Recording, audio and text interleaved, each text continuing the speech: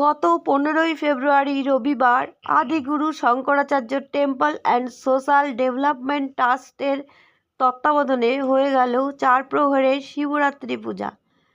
সেখানে উপস্থিত ছিলেন দেবাশিস গোস্বামী এবং তার শিষ্য ও ভক্তবৃন্দর দ্বারা এই পূজার আয়োজন করা হয়। এই পূজায় অগণিত মানুষের ভিড় হয়েছিল। তার বিশেষ বিশেষ কিছু টুকরো ছবি আমরা আমাদের ক্যামেরায় বন্দি করেছি। 24x7 বাংলা টিভির পর্দায় সেই মুহূর্তের ছবি তুলে ধরা হলো।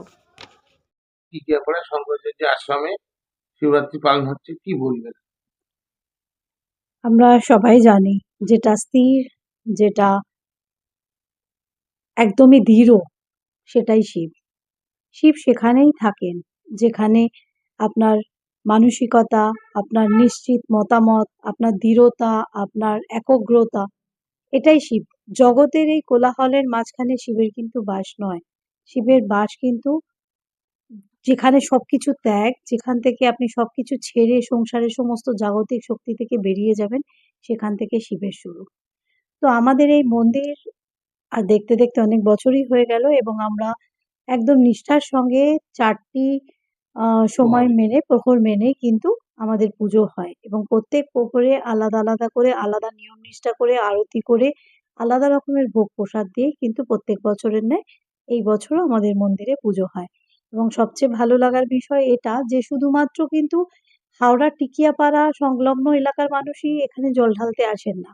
এর ছাড়াও কিন্তু আশেপাশের অঞ্চল ছাড়াও, মানে ধরুন আপনার যেমন অন্যান্য হাওড়ার অনেক দূর দূর থেকেও কিন্তু লোক এখানে আসেন এবং জল ঢালেন। সন্ধেবেলা যদি আপনি আসতেন তাহলে বুঝতে পারতেন যে কিরকম রাশ হয় এখানে জল ঢালার জন্য। তো এটাই আমাদের প্রাপ্তি যে প্রত্যেকের কাছে শঙ্করাচার্যের এই আমাদের মন্দির একটা সুন্দর স্থান পেয়েছে এবং যারাই আসেন তারা বলেন অদ্ভুত এক মন্দির আর অদ্ভুত এক এখানে অরা পাওয়া যায়, যেটা কিনা প্রচন্ড মানে পজিটিভ। এটাই আমাদের সবচেয়ে বড় ভালো লাগার বিষয়। 6টা বছর কেটে গেলে এখানে দাদা মন্দির স্থাপিত হয়েছে এবং দাদা বলছিলেন যে 6 বছর ধরে এখানে এই শিবের আরাধনা করা হয় প্রত্যেক একদম। শিবরাত্রি উপলক্ষে। হুম। আহ, মানে কত লোকে মোটামুটি সমাগম হয় এবং সারাত্রি পুজো করে ভোর রাতে দেখুন, সত্যি কথা বলতে কি আমরা ওভাবে তো গুনি না, কিন্তু এটা বলতে পারি যে প্রথম দুটো প্রহর একদম ভিড়, মানে লাইন দিয়ে জল ঢালে লোকে। প্রথম থেকে শুরু হয় দুটো প্রহর, তারপরে খুব স্বাভাবিক যে মানুষের প্রত্যেক দিনের এত রাত্রির জাগা সম্ভব হয় না। তবে তারপরেও আপনি দেখুন মন্দিরে এখনো কিন্তু 100 জন কিন্তু ঘুরে বেড়াচ্ছে। তো সেই হিসেবে এবার আপনারাই বুঝে নিন তাহলে অন্যান্য সময় কত লোক আসেন পুজো দিতে। এটাই। আপনাদের কাছে এটা একটা বিশেষ গুরুত্বপূর্ণ দিন, যেহেতু মহাশিবরাত্রি মানে আমাদের মধ্যে একটা বিশেষ ধারণা আছে এবং সেটা শাস্ত্রের মধ্যে তার সত্যতা আছে, যেহেতু আজকের দিনটাকে শিব পার্বতীর বিবাহ দিবস বলে হিসাবে পালন হয়। এছাড়াও যারা আমরা জ্যোতিষ তন্ত্র তো প্রফেশনের সাথে যুক্ত, বিশেষ করে যারা আমরা তন্ত্রবিদ বা তন্ত্র সাধনায় যারা আমরা যুক্ত, তাদের জন্য এই দিনটা খুবই গুরুত্বপূর্ণ। কারণ কারণ হচ্ছে আমরা জানি তন্ত্রের স্রষ্টা তিনি হচ্ছেন ভগবান শিব। তো এই দিনটাকে যেমন অনেকেই আছে মানে প্রচলিত বিষয়টা সেটা হচ্ছে যে এই দিন যারা মহিলারা শিবরাত্রি ব্রত পালন করে, যাদের বিশেষ করে বিবাহ সংক্রান্ত সমস্যা বা যাদের বিবাহ হয়নি, তাদের এই দিন ব্রত করলে যেমন ঐশ্বরিক একটা আলাদা আশীর্বাদ প্রাপ্তি হয় এবং তার সাথে সাথে তাদের সমস্যাগুলো বৈবাহিক কেন্দ্রিক সমস্যাগুলো দূর হয়। ঠিক সেরকম আমাদের আজকের দিনে জপ তপ করলে বিভিন্ন সুখ শান্তি সমৃদ্ধির ক্ষেত্রে আমরা অগ্রগতি হই এবং যারা তন্ত্রবিদ তাদের জন্য এই দিনটি খুব সাধনার জন্য খুবই উপযুক্ত দিন, যার মাধ্যমে সাধনা কিছুটা স্টেপ এগিয়ে যাওয়া যায়। এই যে আপনি বলছেন তন্ত্র সাধক শিব, হুম। কিন্তু কালী সাধকের দিন তো না, তন্ত্র হয়। তন্ত্র সাধক শিব না, তন্ত্রের স্রষ্টা শিব। শিব।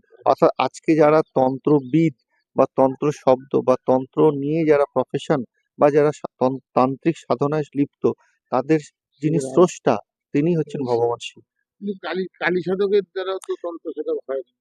ব্যাপারটা হচ্ছে যে আপনাকে তাহলে বুঝতে হবে, শিব হচ্ছে তন্ত্রের স্রষ্টা। শিবের মুখে নিঃসৃত যে বাণী কাকে শুনিয়েছিলেন? মা পার্বতীকে শুনিয়েছিলেন। তো মা পার্বতী অর্থাৎ শিব এবং প্রকৃতি অর্থাৎ শক্তি, অর্থাৎ শিব শক্তি। তো সেইখান থেকে যে তন্ত্রের যে সৃষ্টি, তো মা কালী কার রূপ? সেই তো শক্তিরই রূপ। অর্থাৎ শিবই স্রষ্টা, তার মুখের নিঃসৃত যে বাণী সেটাই তন্ত্ররূপে মা পার্বতীকে শোনানো হয়। পরবর্তীকালে মা পার্বতীর থেকে ধীরে ধীরে এটা আহ তার ব্যাপ্তি হয় এবং তন্ত্র সাধনা একটা রূপ নেয়।